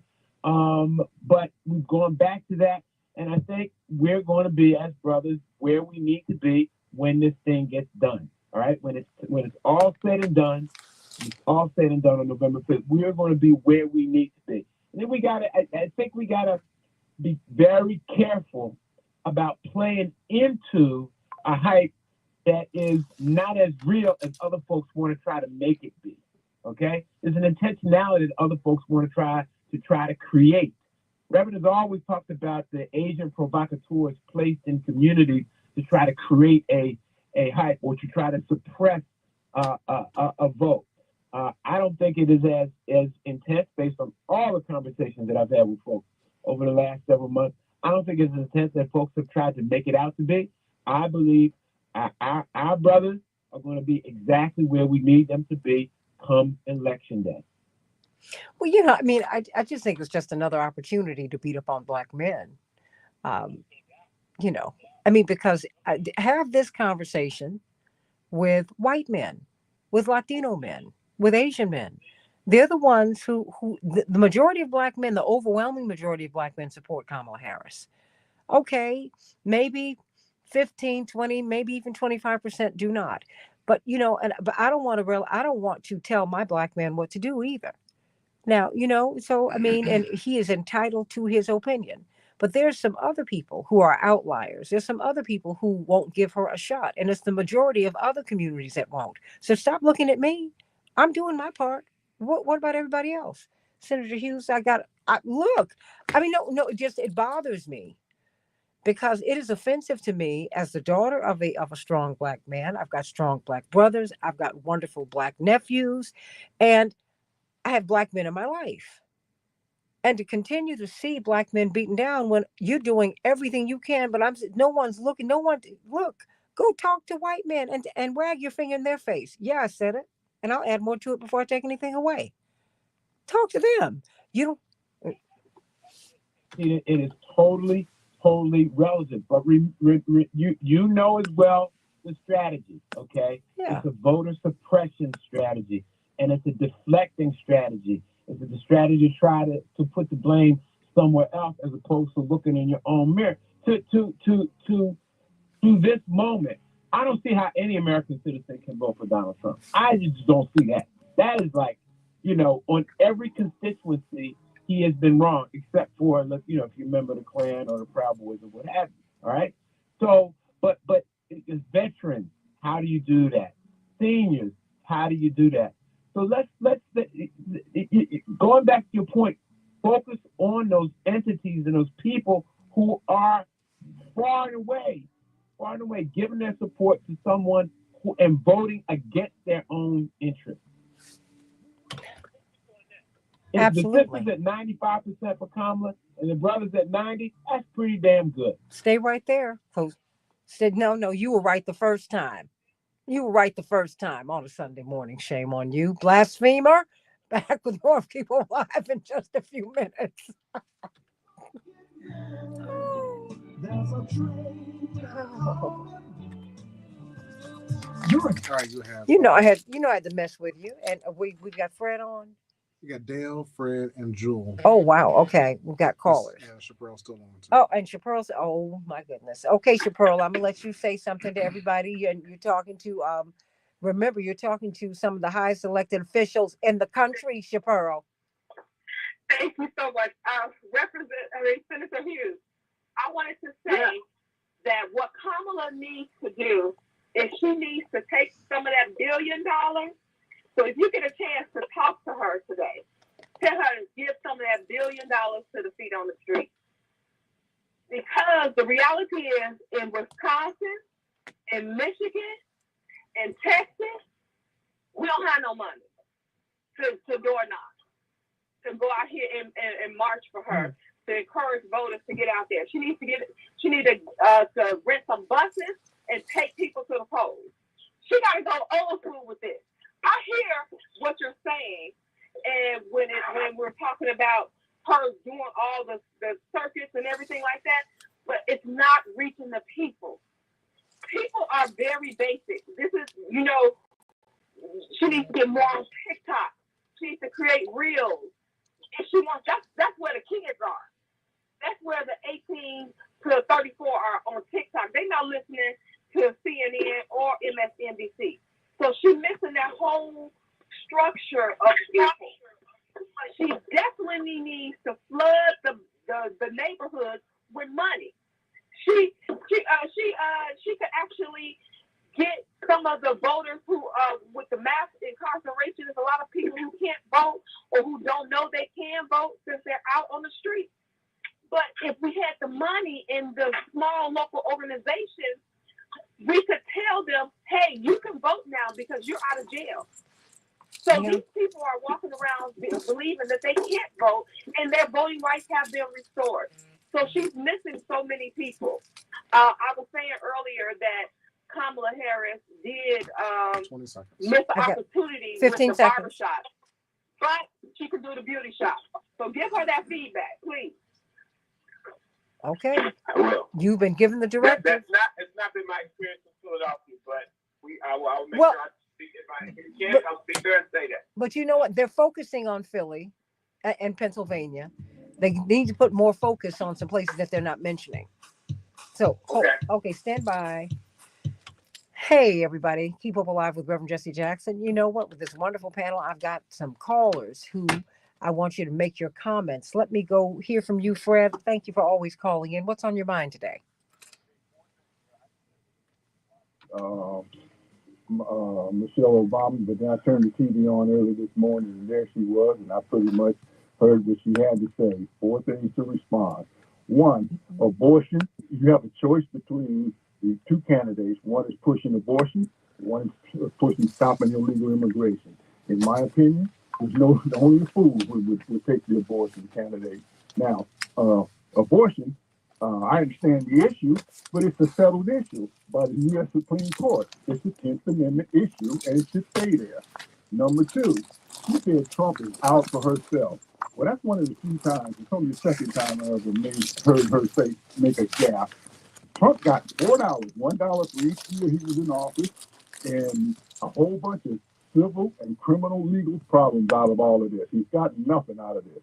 Number 3, she said put pressure on the men in your life, your husbands, your brother, your father, in any kind of way. But I like to remind her, she only got one thing right, and that was number 4.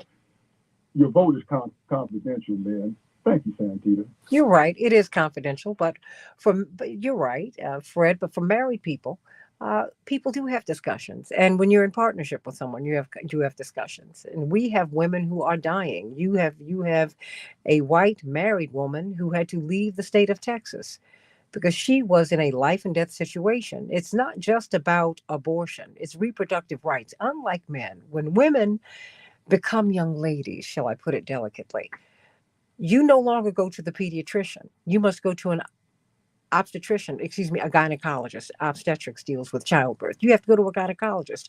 Your whole health care schemata, if you will, changes when you are moving into womanhood. This is about all of that. And because you're not a woman or you've not had discussions with them, and I don't know, Fred, you would need to understand reproductive rights. That's something that a woman has to deal with literally every month. Every month. When she's 9, 10, 11, 12 years old, 13, 14, 15. It's just something you got to do. So it's much more complex. And women are dying or their lives are at risk. And doctors are afraid and nurses are afraid to treat patients who are in life and death circumstances because of these laws. And that's not right. People are dying. They have died. We need to think about that. And I'm someone who is I'm pro-choice, but abortion is not something that I would choose. But I'm not going to impose my belief system on yours. Just not going to do that. Everyone deserves equal access to equal high quality health care. And everything else is the decision between you and God. So who else do we have here? Dale. Dale, how are you? What's on your mind? Hey, how are you? Completely agree with the young man that just spoke a couple minutes ago that called in. I believe his name was Fred. Yes. I want to know, everybody keeps on talking about threat to democracy. What bigger threat do we have to democracy than to have a coup, throw the president out, and put someone in that has never received one vote from the people? That is the biggest threat to democracy. If people can't bring an ID to the voting place, how do they cash a check? How do they go on a plane? How do they go all these other places? It's just amazing to me. And to me, it's insulting to Black men to tell them that they will be where they are supposed to be, as that one representative said.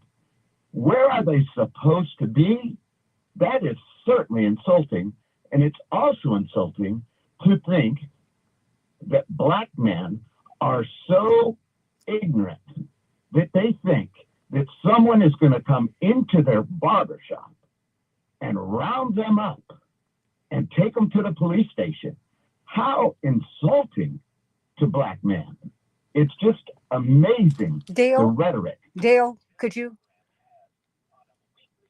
Well, Dale, I'm glad you're listening on a weekly basis, but I want you to stay here because I want, first of all, you, Attorney Darrell Jones, to respond to him about the voter ID requirements and what that means. And if you would, Dale, please, Mr. Dale, please stay right there because we want to have a discussion. Attorney Jones. For the question, it's a great question with regards to voter ID and the requirements. But the thing that you have to remember is when you're talking about the ID and the voter ID requirements, it varies in the type of identification that is necessary, that is needed. Not everybody drives a vehicle. Not everyone has a driver's license. And actually during the 2020 and through other cycles, there were actually steps that were taken to move motor vehicle administrations away from communities of color to make it more difficult for them to access identification. So the access to identification was the one major issue. The identification issue as well, and what is required to vote. Generally, what should be required to vote is you providing your name, your address, and being able to be connected that way, you knowing where you vote and being on your registration. When you start putting other layers on top of that to make it more difficult for people to be able to vote, that's where the problem comes in. So, you're cashing a check or whatever, that's a whole different issue than you exercising your right to vote. And Senator Hughes or Representative Ron, would you like to respond to what you've heard from Dale? Well, we can move forward. Oh, yes. No, please. Yeah, because there's nothing to say. It's completely correct. That's why there's nothing to say. No. There was an issue of hearing us. So that's not it. These men are quite expert in their space, Dale, and we don't need to be disrespectful of each other.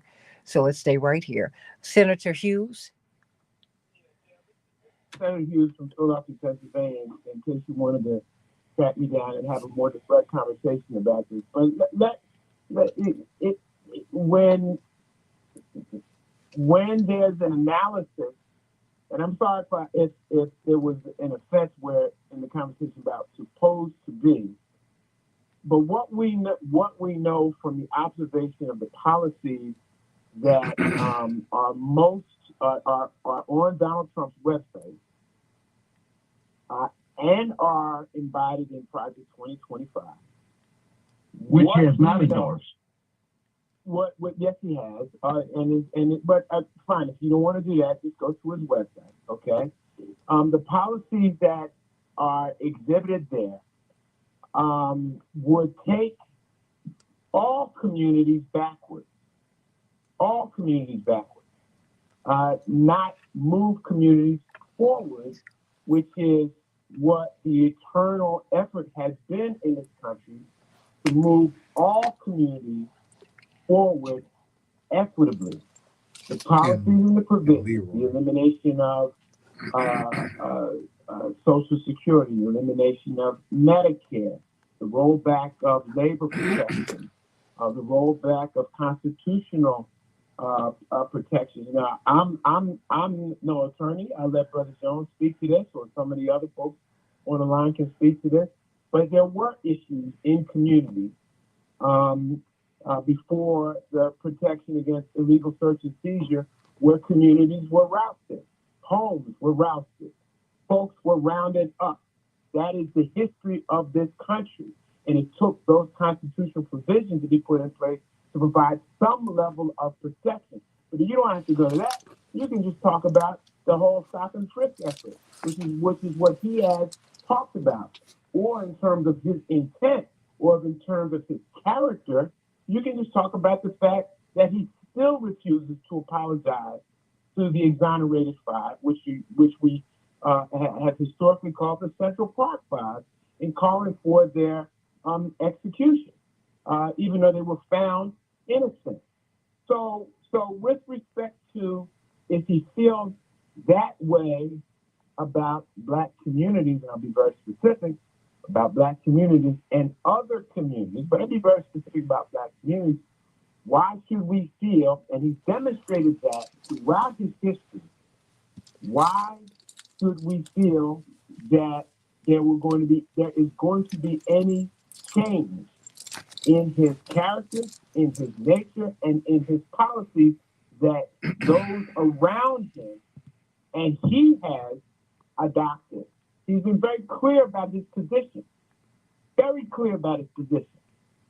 It's clear about his position. I don't agree with that, but that's fine. Or Black women, or Black women, or it's about all communities. Hey, Chris, this is keep on quiet. Hold on, please. Suspending the Constitution, which he's called for. I don't think that any community, let alone Black communities, or communities that have been historically had the foot a neck placed on a foot placed on our neck for decades, for generations. We're trying to move communities forward, not backwards. That's what we're trying to do. What about the democracy with Mr. Dale? Mr. Dale? Well, Mr. Dale, let me say this. I will speak to that. I didn't agree with that process, but the process is what it was. I mean, I was someone who wanted an open convention, but I also was someone who was questioning the whole process on just whenever you don't have everybody running in a primary, that for me is problematic. But, and all of it is, but that was something that Reverend dealt with when he ran for president 40 years ago. And it wasn't just a Democratic thing, it's an American thing. We are a republic. We're not a democracy. We have democratic elements. That's the Republican part of us is the Electoral College. The Democratic aspect is the election itself. So let's not make this a partisan thing. Let's make this a patriotic thing. No, I'm not accusing you of anything. I'm saying that what we have to do is lift the conversation, talk about the Electoral College in years where we're not having an election. And let's have an American conversation and a patriotic conversation, not a partisan one. Can we agree on that? Okay. Blessings to you. Of course. Blessings to you. And thank you for listening, okay? Even though sometimes I'm sure we make your hair stand up on end. I'm glad. Well, first of all, I'm glad that you've opened your ear and your heart to the show. Okay? Thank you. Okay, I know that was what you said. I had to say it. Bless your heart, sweetheart. Bless your heart. And thank you so much. Blessings to you. And do we have, is it Chris? Okay, Chris, what's on your mind, sweetie? Happy Sunday to you. Thank you.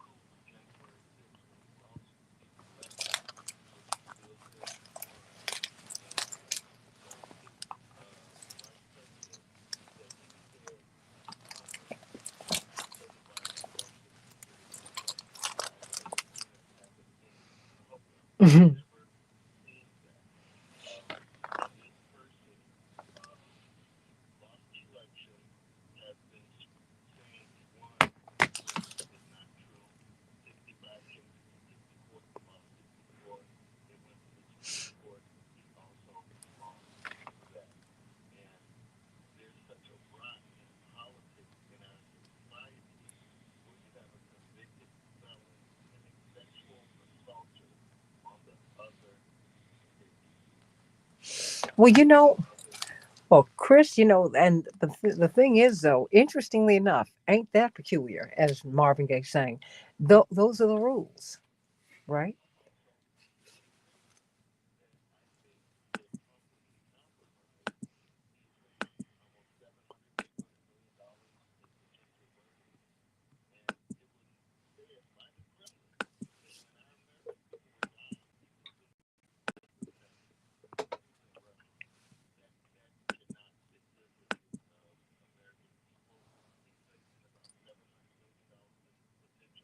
Mm-hmm.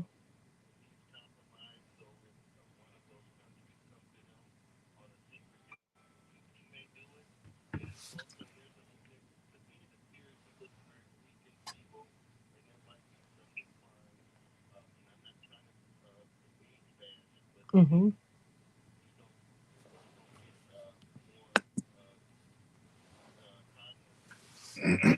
Mm-hmm.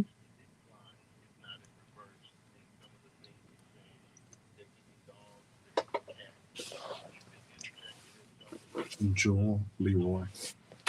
In Carolina, Florida, where he told a lie that FEMA was only given $750, and those FEMA workers tried to help in those areas, and some of the militias upped guns on them.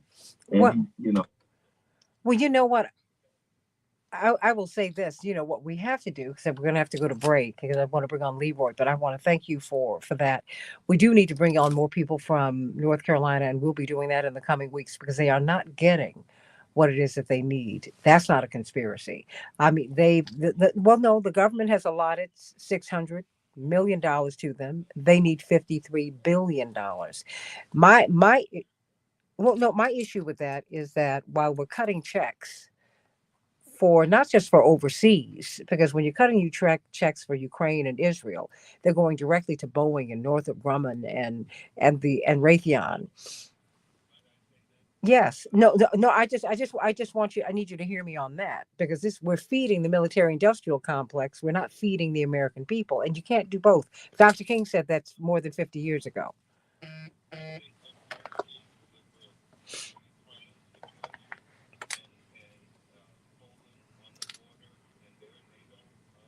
Mm-hmm.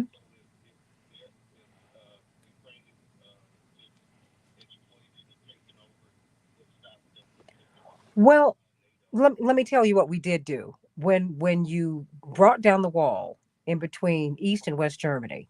We had a deal with the Soviet Union, which was also collapsing. They said, you know what? Collapse the wall, reunite Germany, just don't expand NATO eastward. And it was an agreement, and we violated that. We violated that. Can you imagine if we were surrounded on our border by an enemy force? At some point, no, I'm just saying that's what NATO is. And we didn't have to do that. And what we're doing is we're paying a price for it. And now what we're doing is wreaking havoc all over the world, Chris. I mean, and it's not working. We're not winning in Ukraine. Ukraine is not winning. They're not winning. We're testing out new weapons on them. And you have lost, and months ago, we had lost more than 500,000 Ukrainians. For what? For what? And they did not, but they have, you know what? They're winning, we're not. And now we have boots on the ground. It just doesn't make any sense. In the Middle East, you know what? We have not defeated. We now we have boots on the ground. We have Americans who will die. For what? For what?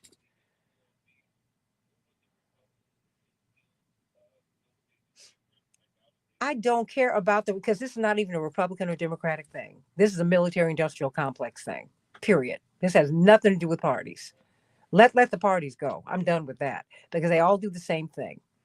And what we have to do as American people, wherever you are on the political dial, is push. Because all that money that's being spent on war, we need spent on our schools. We need spent on our healthcare system. We need spent on housing. We need spent on us. Now we have to make a decision. We have to make that decision. Dr. King challenged us on this 60 years ago. And when he challenged us on the military industrial complex, we killed him. Now, when are we going to grow up? And we lost. That's right. It's still with the people, and we need to understand it's still with the people. Afghanistan, their problems are their own, and they need to work them out. We're not trying to work out their problems. We're trying to get their resources because they are also a resource-rich country. We only have these conflicts in countries where there are huge troves of resources. You have trillions of dollars of resources in North Korea. That's what we do all the time. Enough. Sending you much love. Get out there and vote, everybody. Vote.org. Find out where you're voting. Find out if you're still registered to vote. If you are in the same day on-site voter registration state, get out there and get registered to vote. If you are voting, 1-866-OUR-VOTE is where you need to call if you're having any trouble in the polls. Do not leave the polling place until you have resolved your issue. Closing thoughts on Keep Hope Alive in just a few minutes.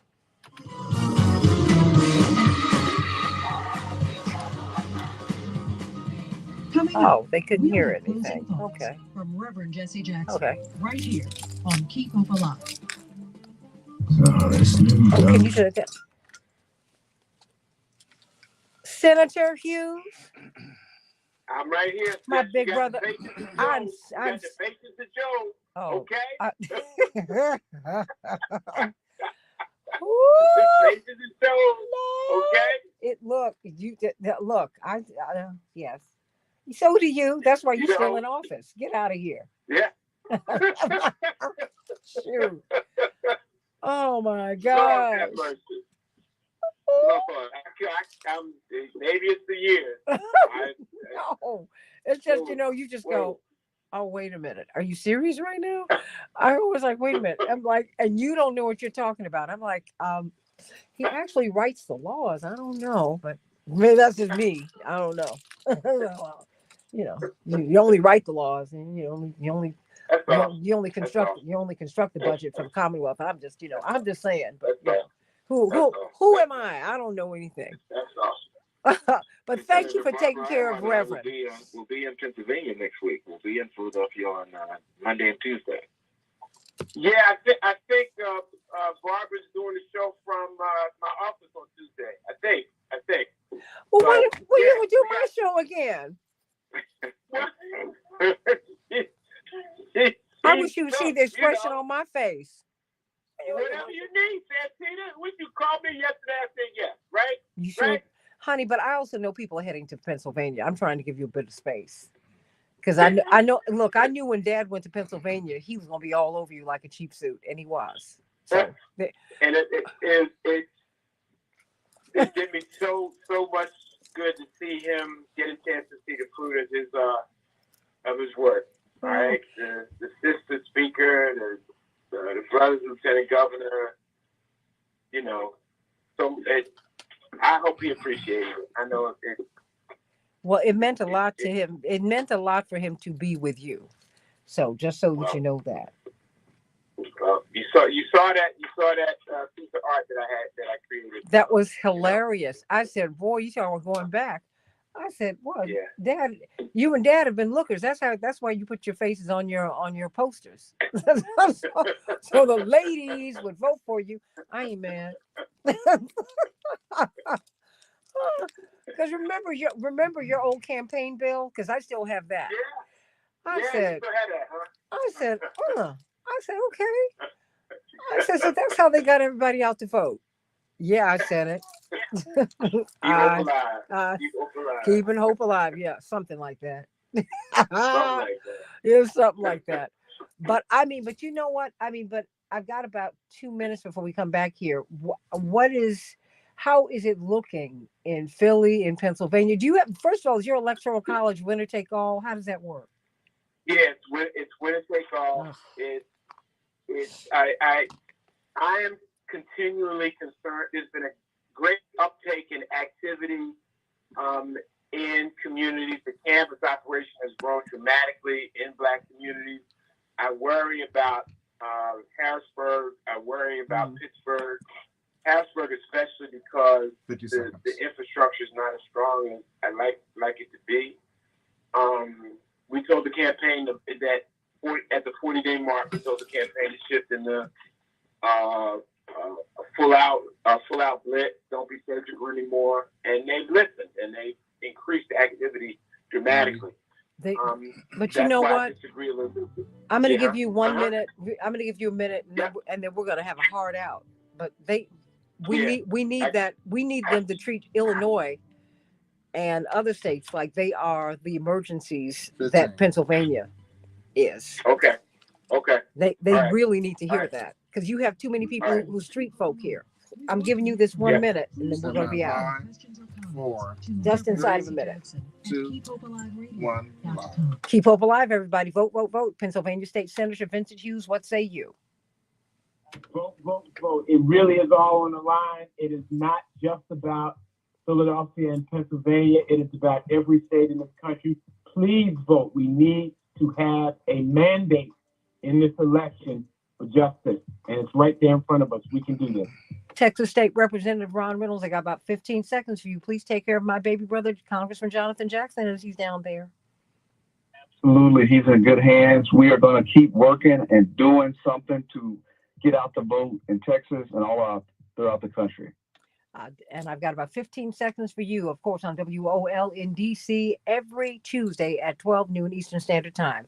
Close us out, Attorney Gerald Jones. Folks, go to vote.org, check your status, be certain you know your polling place, and then get your feet in the street and make it to the poll, and let's make it happen. Get out there and get your vote on. Make it happen, everybody. And remember, congratulations, Jeremy Geiger. Thank you. And remember you especially, keep hope alive. Hope Alive with Reverend Jesse Jackson. For more information on upcoming shows and guests, please visit our website at www.keephopealiveradio.com. Hey, everyone, please give Jeremy